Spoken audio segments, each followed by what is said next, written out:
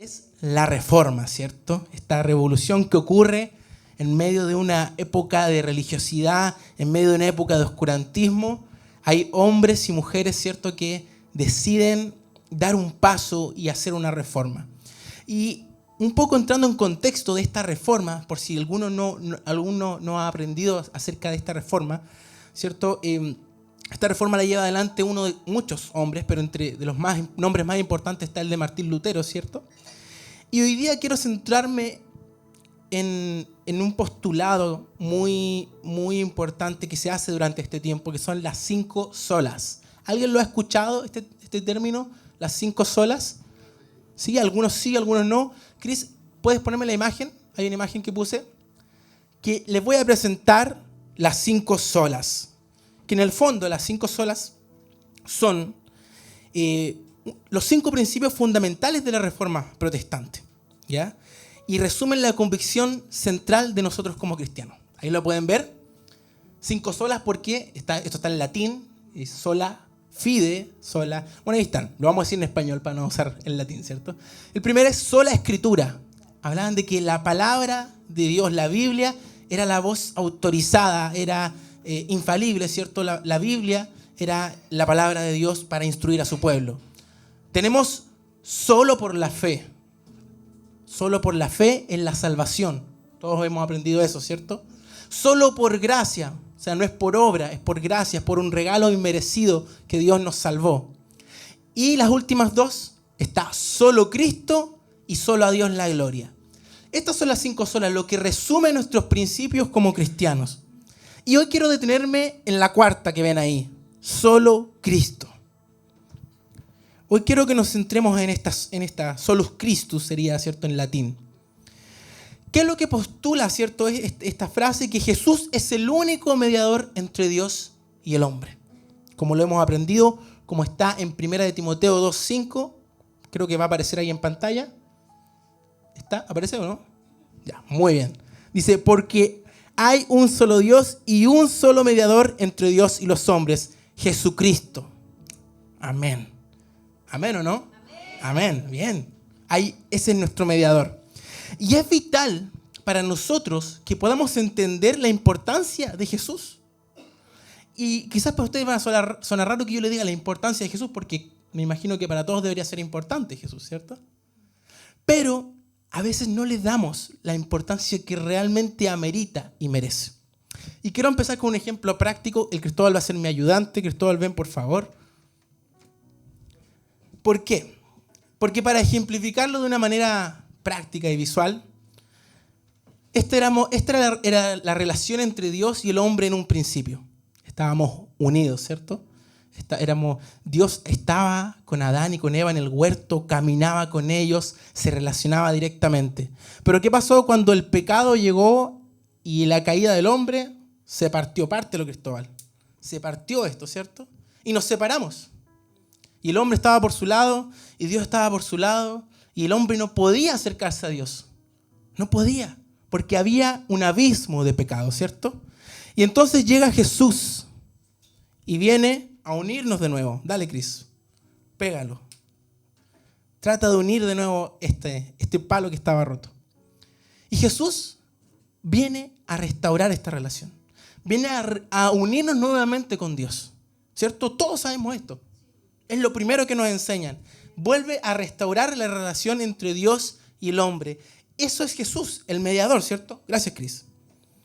Y quiero que vayamos a Juan, capítulo 15, verso 5. Porque aquí Jesús nos dice algo muy importante. Jesús está hablando en la parábola de la vid. Y dice, lean junto conmigo, yo soy la vid, vosotros los pámpanos. El que permanece en mí y yo en él, este lleva mucho fruto, porque separados de mí, nada podéis hacer. O sea, separados de Cristo, nada podemos hacer. Nos olvidamos muchas veces de esta palabra. Separados de Cristo, separados de Jesús, nada podemos hacer. Y esto es muy notorio en la Biblia, y a veces lo pasamos por alto. Vamos a leer algunos ejemplos de grandes hombres de la Biblia, que muchos de nosotros admiramos, pero que son el vivo ejemplo de que separados de Cristo no es suficiente. No podemos hacer lo suficiente. El primer ejemplo que quiero traerles a colación es el ejemplo de Salomón. ¿Todos conocen a Salomón? ¿Sí? ¿Quién era Salomón? Hijo de David, era un rey, como dicen por ahí, y tenía una característica que era sabio. Él le pidió a Dios que le diera sabiduría. Pero, ¿qué nos enseña la historia completa de Salomón? Porque a veces nos quedamos con esa parte cuando dice que Salomón pidió sabiduría, ¿cierto? Pero la historia completa de Salomón nos revela algo muy importante, que ni el hombre más sabio fue capaz de mantenerse recto delante de los ojos de Dios. La historia nos cuenta que Salomón se desvió y que incluso permitió la idolatría, adoró a otros dioses.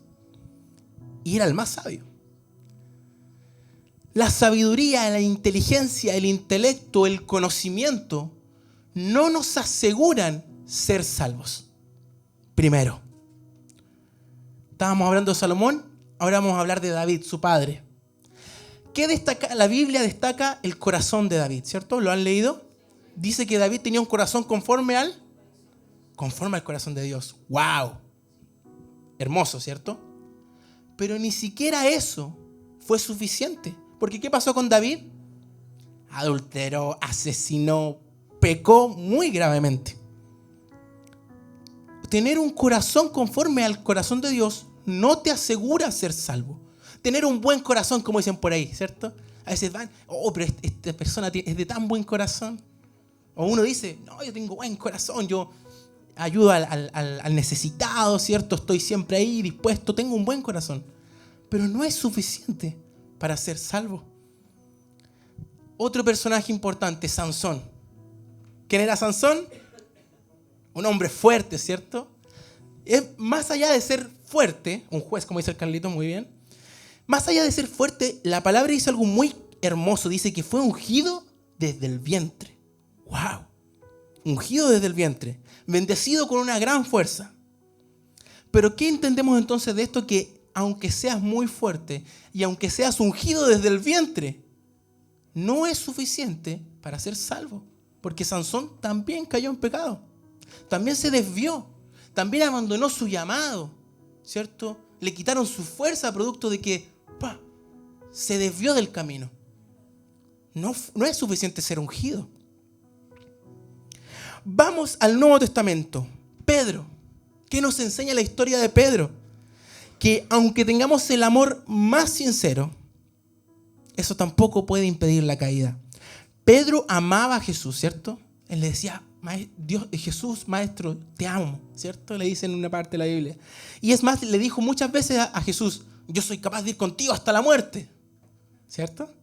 Tenía un amor genuino, lo más probable, pero no era suficiente para evitar la caída. No era suficiente para ser salvo. O sea, el tener un amor lindo, sincero, tampoco es suficiente para ser salvo. Moisés, un gran profeta, ¿cierto? Hablaba con Dios, era el líder del pueblo escogido de Dios.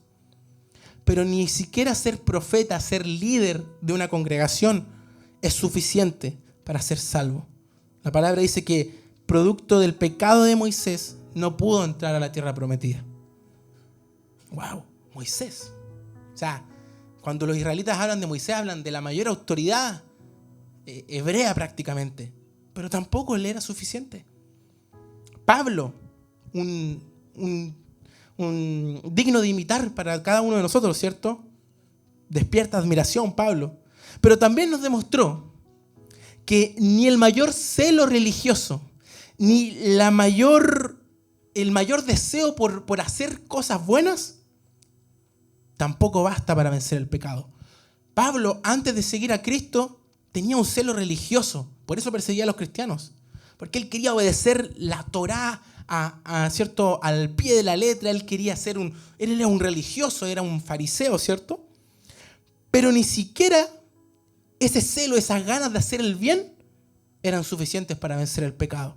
Y es más, Pablo escribió en Romanos 7:19, ¿qué dice? Está por ahí. Porque no hago el bien que quiero, sino el mal que no quiero, eso hago. O sea, Pablo nos dejaba clarito, aunque era Pablo, aún así él muchas veces no hacía el bien que quería. No era capaz de sujetar, ¿cierto?, su carne. Todas estas personas que hemos mencionado, Salomón, David, Pedro, Pablo, Moisés y muchos más, tenemos muchos ejemplos más, todos cayeron en algún momento. Todos en algún momento se desviaron del camino. Todos en algún momento cometieron errores. Todos en algún momento fallaron. Hombres con dones, hombres con talentos, hombres con promesas incluso, ¿cierto? Hombres que fueron ungidos, como Sansón, como David, que fue ungido también. Escogidos, sin duda fueron escogidos por Dios. Pero ninguno pudo valerse por sí mismo para ser salvo. Todos necesitaron de Jesús. Como dice la Escritura en Romanos 3:10, no hay ni uno solo justo, ni siquiera uno. Está ahí, creo también. No hay ninguno justo. No hay ninguno que por sus méritos propios, por sus talentos propios, sea hallado justo o pueda valerse por sí mismo para ser salvo. Ni siquiera uno, dice la palabra.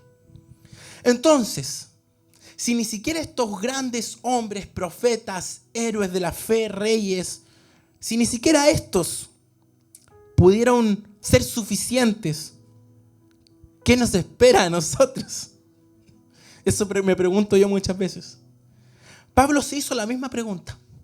¿Qué nos espera? Y dijo lo siguiente en Romanos 7, del 24 al 25. Lo voy a leer tal cual como me sale en la versión NTV. Creo que ahí está la Reina Valera, pero voy a leer la NTV. Dice, soy un pobre desgraciado. Estaba medio caribeño. Desgraciado. ¿Quién me libertará de esta vida dominada por el pecado y la muerte? Gracias a Dios, la respuesta está en Jesucristo nuestro Señor. Así que ya ven, en mi mente de verdad quiero obedecer la ley de Dios, pero a causa de mi naturaleza pecaminosa soy esclavo del pecado. Ahí termina el capítulo 7, pero el capítulo 8 empieza inmediatamente diciendo, por lo tanto, ya no hay condenación para los que pertenecen a Cristo Jesús. Pablo tenía la película clara. ¿Qué nos va a esperar a nosotros, pobres desgraciados, esclavos del pecado? Nos esperaría el infierno. Pero gracias a Dios, en Cristo Jesús ya no hay condenación. Aquel que permanece en Él le pertenece a Cristo. Jesús fue, es y será la única esperanza que tenemos. Pero ¿sabes cuál es el gran problema? Que las personas no lo han reconocido como tal, como la única esperanza. Porque cuando hablamos de única, es que no hay otra alternativa. No hay un plan B, un plan C, no hay un repechaje, es la única. Y no me refiero solamente a la gente del mundo, que muchas veces no reconoce a Jesús, ¿cierto? Me refiero a que muchas veces aquí en las iglesias, sentados en las bancas, sentados en las sillas, gente que sirve incluso, no reconoce a Cristo como se le debe. ¿Y esto será posible? ¿Se preguntarán ustedes? Personas que no han reconocido a Jesús como su única esperanza y siguen confiando en otras cosas para ser salvos, como en sus obras, en su vestimenta, en las cosas que ellos pueden hacer, alcanzar, lograr. Y solo ven a Jesús como un hombre sabio. Algunos creerán que no es posible, pero voy a leerles lo siguiente. En la última cena, cuando Jesús estaba con sus discípulos, Él les dice, uno de ustedes me va a traicionar hoy, ¿cierto? Todos lo saben. Y los discípulos inmediatamente se ponen tristes, dice la palabra, y empiezan a preguntar, Señor, ¿seré yo? En Mateo 26, 22 dice, lo voy a leer textual, y entristecidos en gran manera, comenzó cada uno de ellos a decir, ¿soy yo, Señor? O sea, empezó Juan, Pedro, cada uno. Y le tocó el turno a el mismísimo, Judas. que dice, entonces Judas respondiendo, el que le entregaba dijo, ¿soy yo, maestro? Y quiero que nos detengamos en estas dos versiones. Mateo 26, 22 y Mateo 26, 25. Están las dos ahí. En Mateo 26, 22, los discípulos dicen, ¿soy yo, Señor? Esa palabra Señor en el texto original está escrito como Kyrios, que significa Señor. En el hebreo, Yahweh, como cantábamos anteriormente. El Señor, Jehová, Dios. ¿Qué nos demuestra este pequeño cambio? Es que los discípulos reconocían a Jesús como Dios. Para nosotros muy normal. Pero para la época eso era revolucionario. Reconocer a Jesús, al carpintero, al hombre como Dios, era algo impresionante. Y ellos lo reconocían. Ellos sabían que ese hombre que estaba sentado ahí no era solo un maestro. No era solo un carpintero, no era solo un hombre sabio, no era un hippie, ¿cierto?, que andaba caminando por aquí y por allá enseñando cosas lindas. Era el Señor, era Yahweh, era Dios. Pero en el verso 25, Judas, el que lo iba a traicionar, no le dice Señor, no le dice Yahweh. ¿Cómo le dice? Maestro. O sea que Judas no lo estaba reconociendo como Dios. En ese momento Judas demostró que para él Jesús solo era un maestro, un hombre sabio, un hombre que enseñaba cosas buenas. Y eso es justamente lo que llevó a Judas a la perdición, ¿cierto? Y quiero profundizar en esto, porque cuando ustedes pueden analizar la historia, ¿cierto? Y Judas camina 3 años y medio prácticamente, dicen los historiadores, con Jesús. No es que Judas se infiltró, ahí lo voy a entregar, en 3 años más lo entrego. Judas tuvo un interés genuino en unirse a la causa de Jesús. Los que han podido ver The Chosen podrán ver cómo es la evolución de Judas. Desde que empieza a caminar con Jesús, como que se inspira y lo ve como un gran maestro y dice, uy, quizás este es el Mesías. Pero a medida que va pasando el tiempo, Judas va viendo a este Mesías y no cumple las expectativas que él tenía del Mesías. Porque para que hagamos un contexto, los israelitas, los hebreos, cuando hablaban del Mesías, o sea, del hombre que vendría, ¿cierto?, a liberarlos, ellos pensaban en un rey, en un guerrero, estilo David, ¿cierto?, que venía a matar a los romanos y a establecer el reino de Israel nuevamente con poder, con potencia. Eso es lo que ellos esperaban como un Mesías. Pero cuando se encuentran con Jesús, no se encuentran al Mesías que ellos esperaban, estilo David, estilo guerrero. Se encuentran con un carpintero, se encuentran con un hombre cuyas enseñanzas no apuntaban a levantarse en armas, a rebelarse, a destruir a los romanos. Es más, muchas veces Jesús dijo cosas súper contraproducentes para los israelíes, como por ejemplo, denle al César lo que es del César, ¿cierto? Y muchas frases en las cuales Jesús hablaba de un reino que no era de este mundo. Entonces esto no cuadraba en la mente de Judas. Y Judas dijo, parece que no es el Mesías, no es Dios. Es un maestro, sí. Enseña buenas cosas, sí. Cuando habla se te erizan los pelos, sí. Pero no es Dios. Por lo tanto, no lo voy a seguir hasta el final. Eso fue lo que ocurrió en la vida de Judas. Nunca vio a Jesús realmente como Dios, como el verdadero Mesías. Y tomó su decisión. Dijo, simplemente este es un maestro más. Y eso le pasa a mucha gente hoy. Mucha gente reconoce a Jesús como un maestro, como un hombre sabio, como un filósofo, pero no lo reconocen como Dios. Y eso puede ser que le pase a mucha gente del mundo, ¿cierto? Que le pasa, que reconocen a Jesús como un personaje histórico, pero no nos puede pasar a nosotros, que caminamos este camino, valga la redundancia. Judas estaba en el camino, era de los 12, era íntimo, escuchó las enseñanzas, pero nunca le dio a Jesús la importancia como Señor, como Salvador, como Dios. Y eso le pasa muchas veces a gente dentro de las iglesias. Que Jesús es alguien más. Es el niñito Jesús. O es, como decíamos, el hombre sabio de la barba larga. No nos puede pasar eso. Jesús es nuestra única esperanza. Es el único mediador entre Dios y el hombre. Es Dios hecho hombre que vino a la tierra a morir por nosotros. Él es nuestro Señor. Si tú no ves a Jesús como tu Señor, no podrás ser salvo. La salvación, como decía al principio, solo por Cristo. Solo Cristo. No hay otro mediador. Romanos 10:9 dice que si confesares con tu boca que Jesús es el Señor y creyeres en tu corazón que Dios lo levantó de los muertos, entonces serás salvo. Si confesares con tu boca que Jesús es el Señor. No que es el maestro, no que es un buen hombre, no que es solo el Hijo de Dios. Porque hay algunos que también dicen, no, el Hijo de Dios no, pero no lo reconocen como Señor y Salvador. Como el hombre que derramó su sangre para que tú y yo seamos salvos. ¿Lo entiendes?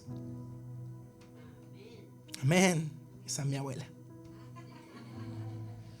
¿Reconoces a Jesús como tu Señor y Salvador?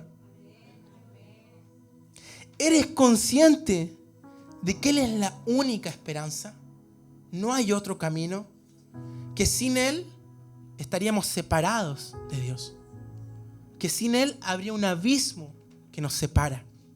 Él vino a ser puente entre Dios y el hombre. Él vino a sacrificarse por nosotros. Por lo tanto, Jesús es nuestra única esperanza. No hay hombre más importante sobre la faz de la tierra. No hay nadie que se le iguale. Porque cuando leemos ese versículo que leímos anteriormente que dice que no había ninguno digno, no había ninguno justo, ¿cierto? Era para entristecerse. Y es más, hay un versículo en Apocalipsis, lo tengo por aquí. Hay un versículo en Apocalipsis donde Juan, ¿cierto?, está viendo una visión.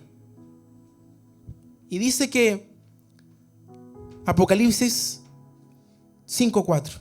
No está ahí en la pantalla, creo, así que no te desesperes. Pero búscalo si quieres. 5:4.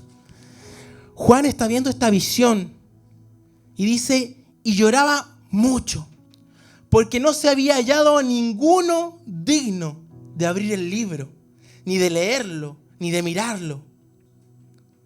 Y uno de los ancianos dijo, no llores más. He aquí que el león de la tribu de Judá, la raíz de David, ha vencido para abrir el libro y desatar sus 7 sellos.